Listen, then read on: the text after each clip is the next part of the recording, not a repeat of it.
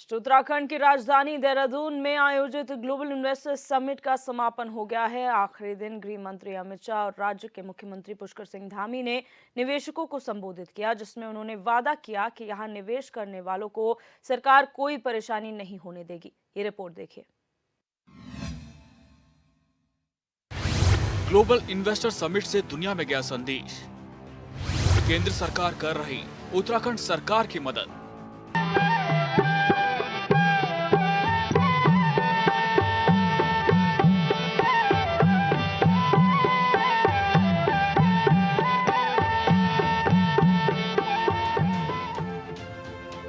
उत्तराखंड की राजधानी देहरादून में आयोजित ग्लोबल इन्वेस्टर समिट में देश दुनिया के बड़े बड़े उद्योगपतियों का जमावड़ा लगा रहा। पीएम मोदी भी समिट में शामिल हुए। आखिरी दिन अमित शाह ने भी निवेशकों को संबोधित किया और निवेश करने की अपील की। आखिरी दिन भी सीएम धामी ने निवेशकों से कहा कि आप यहां निवेश कीजिए, किसी भी तरह से परेशानी सरकार नहीं होने देगी। मैं उत्तराखंड में निवेश करने वाले सभी निवेशकों का भी धन्यवाद देता हूं, जिन्होंने उत्तराखंड और उत्तराखंड के लोगों पर अपना विश्वास जताया है। हमारी सरकार आपके इस विश्वास को कभी टूटने नहीं देगी। इसके लिए हम वचनबद्ध हैं और संकल्पबद्ध हैं कि आप उत्तराखंड में निवेश करेंगे तो आपको संपूर्ण तरीके से सभी समस्याओं से दूर रखने का हम संपूर्ण प्रयास करेंगे। हमारा दृढ़ विश्वास है कि उत्तराखंड में निवेश करने वाले सभी उद्योग बंधु हमारे आगे चलकर जिस प्रकार से आज उद्योग धंधे जो यहाँ पर चला रहे हैं, उन्होंने हमारे ब्रांड एम्बेसडर की भूमिका करके हमारे इस निवेशक सम्मेलन को उत्तराखंड को आगे ले जाने का काम किया है। पीएम के बयान से उद्योगपतियों में बड़ा उत्साह। उम्मीद से ज्यादा होगा इस बार उत्तराखंड में निवेश। उत्तराखंड के वन मंत्री सुबोध उनियाल का मानना है कि समिट संदेश दुनिया के कई देशों तक पहुंचा है। मंत्री ने कहा कि इन्वेस्टर समिट में पीएम मोदी के शामिल होने से निवेशकों में उत्साह बढ़ा है और उद्योगपति उत्तराखंड में निवेश को लेकर उत्साहित हैं। उन्होंने कहा इस बार उम्मीद से ज्यादा निवेश उत्तराखंड में होगा। ये दशक उत्तराखंड का दशक होगा। ये निश्चित रूप से बहुत हिम्मत बढ़ाने वाला बयान था और पूरे देश के बड़े बड़े जो औद्योगिक घराने यहाँ पे आए, एक संदेश सभी को ये गया कि भारत सरकार बहुत सहृदयता के साथ उत्तराखंड को मदद करने जा रही है। और तो इसलिए कहीं ना कहीं ये एक ऐसा संदेश था जिसने यहाँ पर इन्वेस्टर्स को जो इन्वेस्टमेंट निवेश करने के लिए कहीं ना कहीं मैं समझता हूँ उनके अंदर एक बड़ा आत्मविश्वास को बढ़ाया है। और बड़े आत्मविश्वास के साथ हमें पूरी उम्मीद है कि इस इन्वेस्टर समिट में आशा से कई ज़्यादा निवेश इस राज्य में होगा। तो आज जो फॉरेस्ट और अलाइड सेक्टर को था, तो मैं तमाम औद्योगिक घराने आए थे, जिसमें 1000 करोड़ का हमारा जो रिन्यूएबल पावर के लिए ट्री के साथ एक एमओयू हो भी चुका है और जिसको कि आज उनके सीईओ भी थे, आपका जो श्री रविशंकर जी का एक इंटरनेशनल अपना उनका एक ये औद्योगिक वो है। इन सब में जो तमाम संभावनाएं हैं, इसके अलावा वेलनेस टूरिज्म, माउंटेनियरिंग, ट्रैकिंग और adventurous tourism, yoga, carbon trading. आज पूरी दुनिया में कार्बन ट्रेडिंग एक बहुत बड़ा, पूरी दुनिया के लिए एक बड़ा इसमें मैं समझता हूं संभावनाएं छिपी हैं। टीआरआई के साथ 1000 करोड़ का हुआ MOU. Herbal farming, aromatic sector में होगा निवेश। 80 लोगों ने विजिटिंग कार्ड दिए, जुड़ना चाहते हैं। धामी सरकार के कैबिनेट मंत्री ने बताया कि कई निवेशक फॉरेस्ट विभाग में भी निवेश करेंगे। उन्होंने कहा कि टीआरआई के साथ उत्तराखंड सरकार ने 1000 करोड़ का एमओयू साइन किया है। हर्बल फार्मिंग और एरोमेटिक सेक्टर में भी भारी निवेश होगा। मंत्री के मुताबिक 80 लोगों ने विजिटिंग कार्ड दिए हैं जो सरकार के साथ जुड़कर काम करना चाहते हैं। हर्बल फार्मिंग और एरोमेटिक फार्मिंग, हर्बल सेक्टर में और एरोमेटिक सेक्टर में जो राज्य के अंदर संभावनाएं, इनको लेकर काफी उत्साह इंडस्ट्रीज पे था। अगर आप ये देखेंगे, इसका एक प्रमाण ये भी होता है कि जब मैं अपना सेशन हमारा खत्म हुआ तो कम से कम 80 लोगों ने मुझे अपने विजिटिंग कार्ड्स दिए, जो इस बात का प्रमाण है कि उन लोगों को राज्य में कहीं ना कहीं यहाँ पर उसकी जो संभावनाएं हैं उसके प्रति वो जुड़ना चाहते हैं। अदरवाइज कोई आदमी इस तरह डायलॉग बढ़ाने के लिए अपने विजिटिंग कार्ड शेयर नहीं करता। तो मैंने ये भी एक क्राइटेरिया माना कि जब इतने लोग अगर आपको विजिटिंग कार्ड दे करके अपॉइंटमेंट लेना चाहते हैं तो कहीं ना कहीं राज्य की के साथ वो जुड़ना चाहते हैं। और मैंने बहुत सरकार की ओर से मैंने सबको एश्योर किया है कि हमारी सरकार पूरी तरह से इंडस्ट्रीज के साथ दोस्ताना रहेगी। हम इंडस्ट्रियल फ्रेंडली पॉलिसीज पर आगे बढ़ेंगे और इकोलॉजी और इकोनॉमी को बैलेंस करते हुए, क्योंकि इकोलॉजी के साथ कोई कम्प्रोमाइज नहीं होगा, उसको बैलेंस करते हुए ऐसी इंडस्ट्रीज को ज़्यादा यहाँ पर तवज्जो दी जाएगी जो इकोलॉजी को भी बरकरार रखने का काम करे। साथ ही साथ वन पंचायतों में हमने 11,230 वन पंचायतें हैं जिसमें 25 लाख आदमी सीधे सीधे जुड़ा है। किस तरह वन पंचायतों में हम हर्बल फार्मिंग और एरोमेटिक फार्मिंग में किस तरह हम निवेश ले सकते हैं, पा सकते हैं उद्योगों से, इसको लेकर के चर्चाएं भी। और मैं समझता हूँ कि इसका अच्छा संभावना है और अच्छे संदेश भी औद्योगिक घरानों में गया। इंडस्ट्री फ्रेंडली पॉलिसी के साथ आगे बढ़ रहे हैं। प्लांटेशन में फंडिंग करके कार्बन ट्रेडिंग को आगे बढ़ाएंगे। इन्वेस्टर समिट में 4 लाख करोड़ के हुए एमओयू।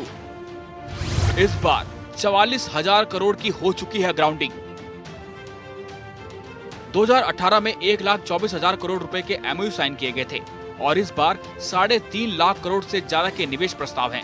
इस बार 44,000 करोड़ की ग्राउंडिंग हो चुकी है। सीएम धामी को उम्मीद है कि इस बार राज्य में बड़ा निवेश होगा और यहाँ के हजारों लोगों को रोजगार मिलेगा। हालांकि कहना और उसे पूरा करना दोनों अलग अलग बातें हैं। Bureau report HN 24/7।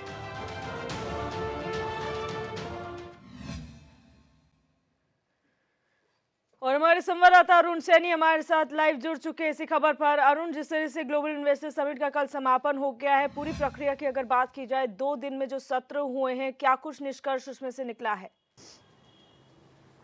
जी Divya ji, global investor summit का जो है समापन हो चुका है और 8 और 9 दिसंबर जो ग्लोबल इन्वेस्टर समिट हुआ है, बड़े ही काफ़ी उत्साह और भव्य तरीके से ये पूरा इन्वेस्टर समिट हुआ है। बात करें इस बार के इन्वेस्टर समिट की, तो जो करके सरकार का जो लक्ष्य रखा गया था वो 2.5 लाख करोड़ का लक्ष्य रखा गया था, लेकिन इस बार जो है उससे भी 1 लाख करोड़ ऊपर जो है निवेश पर करार हुए हैं। करीब 3.5 लाख करोड़ के निवेश पर जो है करार प्रदेश सरकार के निवेशकों के साथ हुए हैं और अभी तक जो है जो बात कही जा रही है कि 44,000 करोड़ की जो है ग्राउंडिंग हो चुकी है और 24,000 करोड़ तक जो है वो धरातल पर उतरने का काम जो है शुरू हो चुका है। तो ऐसे में जो है जिस तरीके से कहा जा रहा है कि जो 44 करोड़ का एक बड़े ही आंकड़े के तौर पर देखा जा रहा है कि बड़े फ़ायदे के तौर पर देखा जा रहा है कि जिस तरीके से जो है निवेश जब एमओयू करार होने के और इन्वेस्टर समिट के दिन ही जो है 44,000 करोड़ की जो ग्राउंडिंग हुई है, इससे जो है प्रदेश को काफ़ी फ़ायदा मिल सकता है। लेकिन जिस तरीके से जो है ग्लोबल इन्वेस्टर समिट में जो है बात की जाए, तो अब जो है ग्लोबल इन्वेस्टर समिट जो समापन हो चुका है, 3.5 लाख करोड़ का जो है निवेश पर करार हुआ है। लेकिन अब सरकार के सामने जो चुनौती है वो है कि जो निवेशक यहाँ पर आ रहे हैं या जो निवेशक यहाँ पर निवेश करेंगे, जो उद्योग लगाएंगे, उनके लिए ज़मीन उपलब्ध कराना। क्योंकि उत्तराखंड में जो है ज़मीन जिस तरीके से देखा जाता है, पहाड़ की जो भौगोलिक स्थिति है उसके हिसाब से जो है ज़मीनों को मुहैया कराना और ऐसी ज़मीन मुहैया कराना जिसमें कि उद्योग लग सके, तो इसके लिए जो है सरकार को एक चुनौती के इस रूप में भी देखा जा रहा है। और वहीं जो 6,000 एकड़ का जो है लैंड बैंक सरकार की तरफ से तैयार किया जाना है, 6,000 एकड़ भूमि जो है वो चिन्हित की जानी है, तो इसको लेकर भी जो है अब कार्य चलेगा। लेकिन जिस तरीके से जो है अब ये पूरा इन्वेस्टर समिट जो है, जिस तरीके से प्रधानमंत्री नरेंद्र मोदी यहाँ पर पहुँचे, जब उद्घाटन उसका होना था, तो उन्होंने कहा कि कई ऐसी चीज़ें उन्होंने कही कि जिस तरीके से जो है मेक इन इंडिया है, ऐसे ही वेड इन इंडिया होना चाहिए कि जो लोग बाहर जो है शादियाँ करने के लिए विदेशों में जाते हैं, क्यों ना वो उत्तराखंड में करें, अपने देश में ही करें। तो लेकिन इससे कहीं ना कहीं जो है प्रदेश को, अगर जो ये इन्वेस्टर समिट जो हुआ है, 3.5 लाख करोड़ के जो एमओयू की बात सरकार ने की है कि 3.5 लाख करोड़ का एमओयू करार हुआ है, अगर ये धरातल पर उतरता है तो इससे कहीं ना कहीं जो है प्रदेश को काफ़ी फ़ायदा मिलेगा। चाहे बात शिक्षा के सेक्टर की करें, हेल्थ सेक्टर की करें, या रियल इस्टेट की बात करें, IT की बात करें, पर्यटन की बात करें, तो जिस तरीके से जो है कई संभावनाएं, पर्यटन के क्षेत्र की बात करें तो कई संभावना यहाँ पर कई काफ़ी जो है उद्योग यहाँ पर लग सकते हैं पर्यटन को लेकर। लेकर। तो जिस तरीके से पर्यटनशील ये हिमालयी राज्य है और पर्यटक देश विदेश से यहाँ पर पहुँचते हैं, तो इससे जो है पर्यटन के क्षेत्र में अगर निवेश काफ़ी ज़्यादा होता है तो इससे भी कहीं ना कहीं जो है प्रदेश को फ़ायदा मिलेगा। लेकिन दिव्या जी, जो बात करें तो निवेश की, जो निवेश हो रहा है, जो एमओयू करार हुआ है, इसकी जब पिछली बार 2018 में जो निवेश हुआ था, जी। निवेशक सम्मेलन हुआ था, तो उसमें करीब 1.5 लाख का करोड़ का जो है लक्ष्य रखा गया था और 1.25 लाख करोड़ जो है एमओयू करार हुए थे। और इसके बाद जो है करीब उस वक्त ये 30,000 करोड़ के लगभग जो है बताया गया कि धरातल पर उतरा है। और वो भी जो है हरिद्वार जो मैदानी क्षेत्र हैं, मैदानी ज़िले हैं, उनमें सबसे ज़्यादा निवेश लगा है, जैसे कि हरिद्वार, उधम सिंह नगर, इनकी बात करें तो, और देहरादून, तो इनमें निवेश जो है ज़्यादा हुआ है। लेकिन अभी असल जो निवेश की ज़रूरत है, जो व्यवस्थाएं हैं, जो स्वास्थ्य व्यवस्थाएं हैं, शिक्षा है, जो मूलभूत सुविधाएं, पहाड़ के लोग जिससे आज भी अछूते हैं, पहाड़ों में जिस तरीके से हेल्थ सेक्टर की बात करें तो देखा जाता है स्वास्थ्य व्यवस्था जिस तरीके से वहाँ पर इतनी अच्छी नहीं है, स्वास्थ्य व्यवस्थाओं का अभाव है। पहाड़ से के जो लोग हैं, जो पहाड़ी जनपद हैं, उनके लोगों को इलाज कराने के लिए देहरादून आना पड़ता है, हरिद्वार जाना पड़ता है या कई अन्य राज्यों में जाना पड़ता है। तो इसमें कि जो इस बार जो है सरकार की तरफ से ये कहा जा रहा है कि हेल्थ सेक्टर में काफ़ी ज़्यादा निवेश इस बार होगा, उस और पहाड़ में जो हेल्थ स्वास्थ्य व्यवस्थाओं को पहुंचाने की बात है, उसमें कहीं ना कहीं काफ़ी फ़ायदा मिलेगा। लेकिन अगर ये चीज़ें जो है हेल्थ सेक्टर की जिस तरीके से बात की जा रही है, अगर ये पहाड़ में जाए, पहाड़ी जो जनपद है वहाँ पर अगर हेल्थ सेक्टर की ऐसी व्यवस्थाएं बने, सरकार जिस तरीके से हमारी बातचीत भी हुई है, जो लोग प्राइवेट हॉस्पिटल भी अगर पहाड़ में खोलना चाहते हैं तो सबसे पहले सुविधाओं की बात वहाँ पर करनी होगी। जिस तरीके से सड़क की बात करें तो ये तमाम ऐसी सड़कें हो गई, पानी हो गया, तो तमाम ही ऐसी चीज़ें हैं, और जो वहाँ की भौगोलिक स्थिति है उसे समझना होगा। तो जिस तरीके से जो है तमाम ये व्यवस्थाएं करनी होगी, तभी जो है वहाँ पर निवेशक जा पाएंगे। और जिस तरीके से जो है और तब जाकर वहाँ पर जो है हेल्थ सेक्टर की बात हो, स्कूलों की बात हो, जिस तरीके से पहाड़ी जनपदों में जो स्कूल हैं उन्हें बच्चों को पढ़ने के लिए जो है 8-8 किलोमीटर तक पैदल जाना पड़ता है, 6-6 किलोमीटर तक पैदल जाना पड़ता है।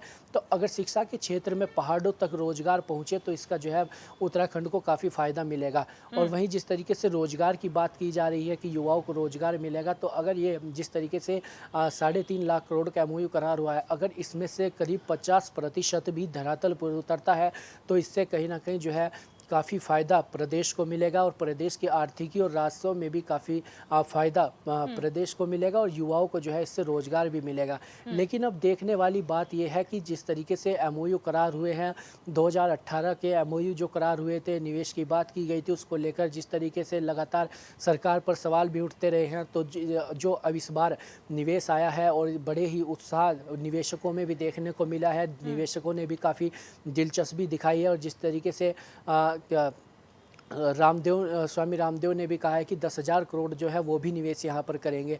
तो अगर ये धरातल पर उतरते हैं तो इससे कहीं ना कहीं फ़ायदा होगा। लेकिन अब जिस तरीके से जो है सरकार को इसमें काफ़ी तेज़ी से जो है कार्य करना होगा। जो उद्योग हैं, उद्योगपति जो हैं वो अपनी मनमर्जी से लैंड इसमें देखेंगे, यानी जो उनके मन मुताबिक जो है लैंड होगी जिससे उन्हें काफ़ी फ़ायदा मिलेगा, उसी लैंड पर जो है उद्योग लगाना जो निवेशक हैं वो पसंद करेंगे। तो इसके लिए भी सरकार को इस क्षेत्र में जो है तेज़ी से कार्य करना पड़ेगा, क्योंकि जिस तरीके से 2018 में देखा गया था, जब निवेश तो करार हो चुके थे, निवेशक सम्मेलन भी हो गया था, तो उसके बाद कई उद्योगपतियों ने जो निवेश पर करार हुए थे उसके बाद अपने कदम पीछे खींच लिए थे।